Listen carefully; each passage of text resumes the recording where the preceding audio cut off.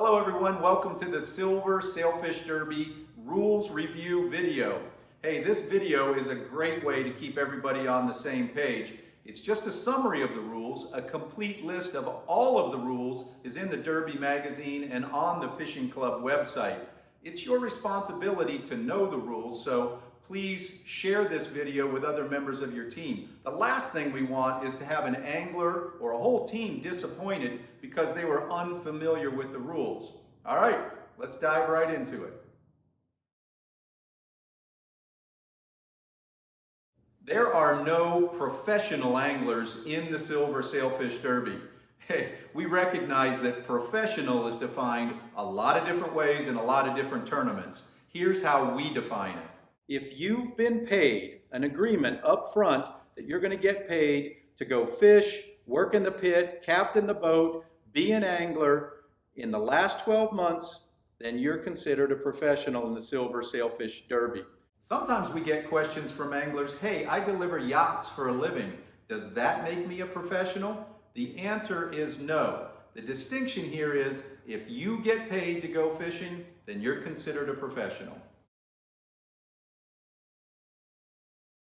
Derby boats are required to visually check out each morning before fishing, beginning at 6:30 a.m.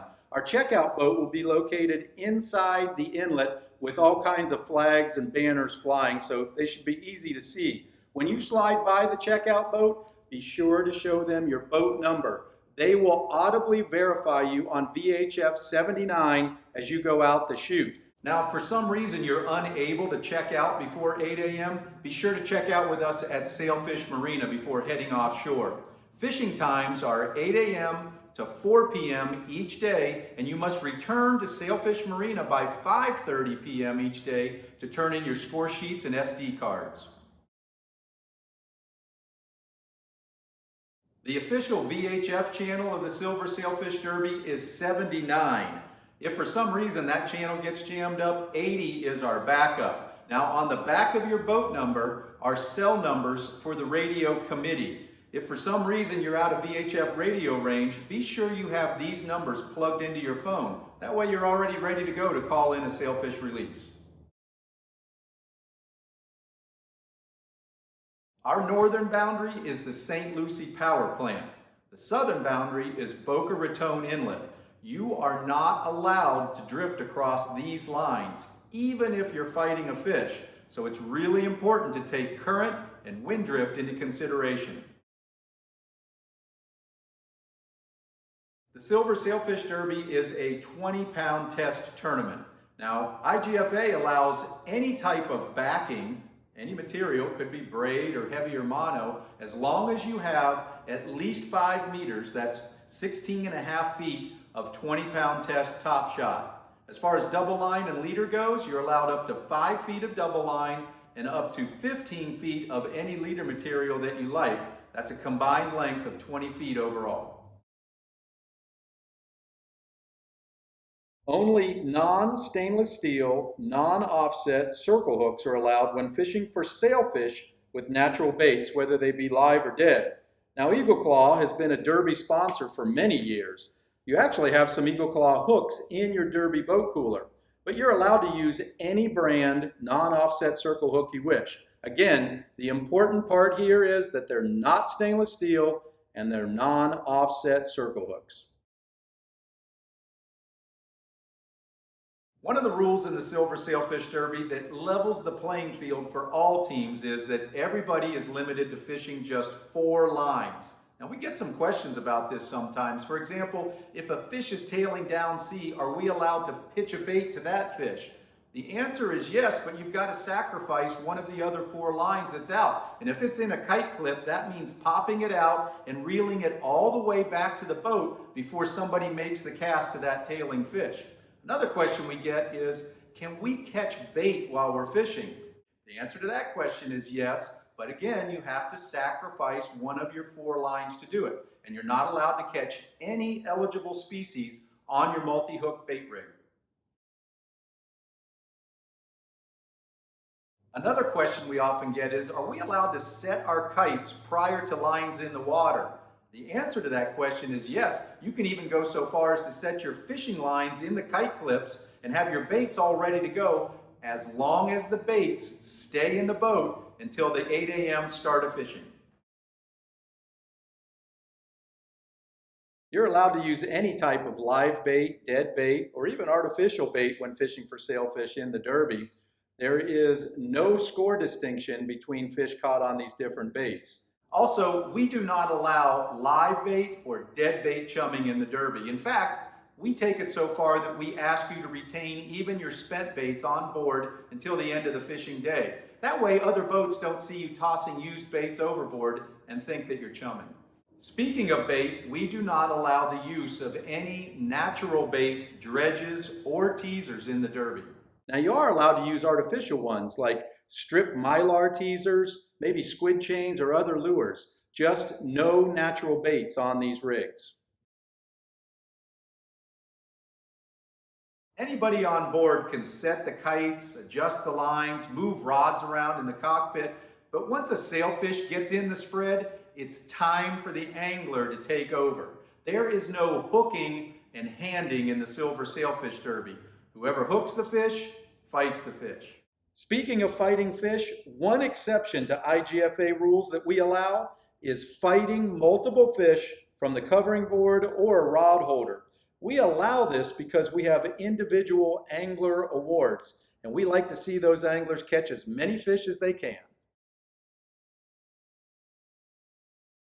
This is a leader touch tournament. Tipping the leader or cork does not count. So for your sailfish to be considered an official release, the leader has to be physically touched by a member of your team.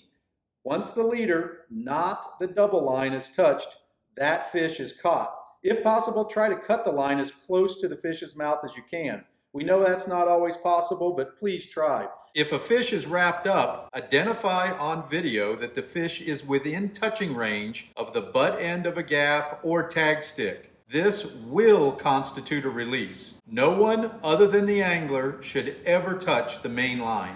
A couple other things to address here. Once the leader touch has been made, that is considered a released fish, even if it takes another run away from the boat. A different person can handle the rod at that point if needed. However, you still have to disconnect from the fish before you can deploy another bait.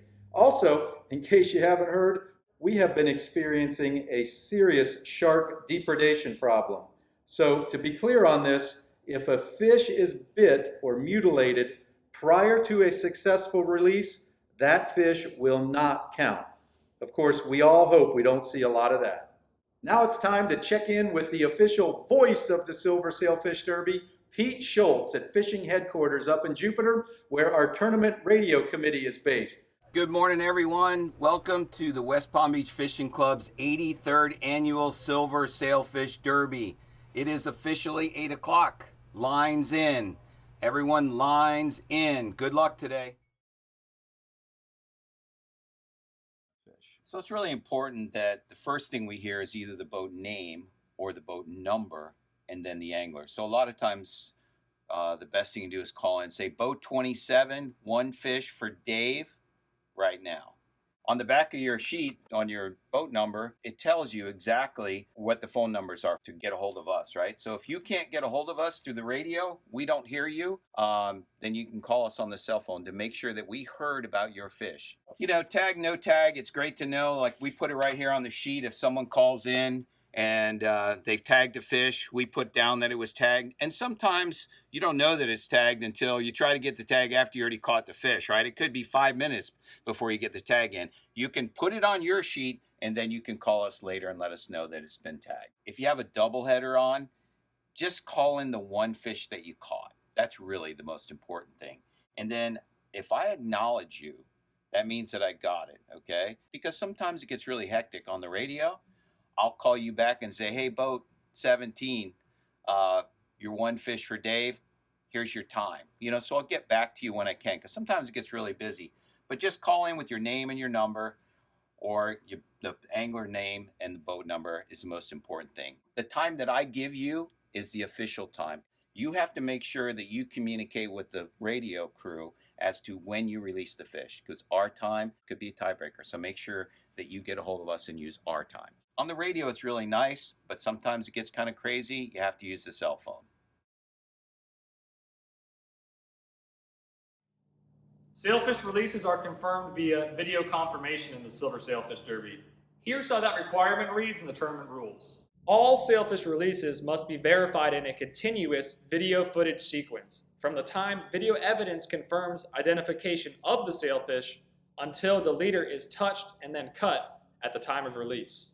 This continuous video must clearly identify the fish, as well as the touching of the leader by a crew member. If a break in footage should occur, the team must reestablish video evidence of the fish, again with a continuous video sequence, up to the leader cut and leader separation. Upon separating the fish from the leader, the proper release card must be displayed on video to mark the completion of the catch. Each team will be issued 2 release cards, one for day 1 and another for day 2. Each team is responsible for providing their own camera and the appropriate media to record footage.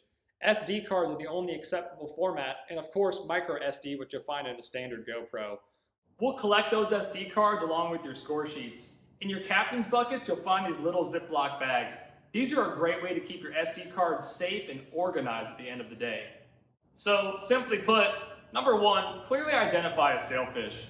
2, make that release official by grabbing the leader. And 3, show us that release card to let us know the fish has been separated from the leader. And lastly, here's just some of my best video practices. Communicate with us. It really helps to verbally announce who the angler is fighting the fish, and it's even more helpful to announce what number fish that is for your day of fishing. Next up here, film the fish, not the angler. Keep that camera pointed at the end of the line, not at the angler in the cockpit. You want to catch that fish jumping and clearly identify that sailfish. Hey, and lastly, come prepared. Don't go offshore with just one camera and a half-charged battery. Bring sufficient SD cards. It's just one more preparation in tournament fishing. Thanks, Buzz. Now let's talk about how to fill out and turn in your daily score sheets. Tournament score sheets are located in your Derby boat cooler. A pro tip here is to pre-fill out the angler information on the score sheet before heading offshore. These are the sheets, along with your SD cards, that you turn in at the end of each fishing day. Prior to turning in your score sheet at the end of the day, double check and make sure you have indicated the proper number of overall sailfish releases and the number of sailfish that you tagged during that fishing day. Hey, it really helps us if you fly the Silver Sailfish Derby Burgee as well. That way our volunteers can identify you as a tournament boat when we try to get your score sheets and SD cards. If you have an eligible fish for our meat fish category, you'll need to bring it to the tournament scale. There are 5 species in this category: kingfish, dolphin, wahoo, tuna, and cobia. The heaviest of those 5 will win an award each day. And remember, not all teams are in the meat fish Calcutta, so sometimes it pays to weigh even the smallest of fish. One of the most viewed pages on our club website each year is the Derby Live Scoring page. You can see an up-to-date fleet list on this page, and once the tournament begins, you can watch all the action unfold. Finally, we want to thank our tournament sponsors. These companies provide not only financial support to the tournament, but awards, tournament giveaways, and help us with a lot of logistics. It takes a team to pull this event off, and we are really glad these companies are on our team. Thank you for fishing the world's oldest sailfish tournament and for helping us continue this wonderful offshore tradition. Good luck.